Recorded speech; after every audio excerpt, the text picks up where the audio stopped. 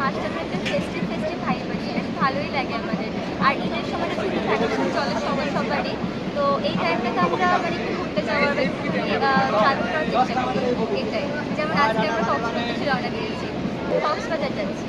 হ্যাঁ, ইনভাইটেশন তো থাকে, কক্সবাজারে যাওয়া হয়, যেহেতু আজকে তো পাশেই নেই, আজকে ঘুরতে যাচ্ছি। এবার আর যাওয়া হয়নি, কিন্তু অন্য ক্ষেত্রে যাওয়া হয়। ভালোই মনে হয়, মানে অস্বাভাবিক কিছু না। কারণ সব থেকে বড় কথা, সবাই আমরা মানুষ, সেম রক্ত মাংসের মানুষ।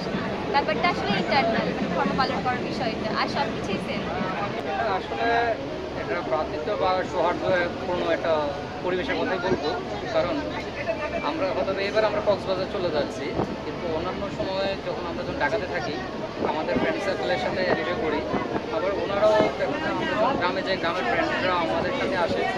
এভাবে একটা ভ্রাতৃত্ব তৈরি হয় এবং এটা আসলে আমাদের মধ্যে সৌহার্দ্যপূর্ণ একটা পরিবেশ তৈরি হয়। এটা অবশ্যই অনুষ্ঠান, এটাই মানে ঈদ বা উদযাপন এটাকে বলা হয় মনে হয়।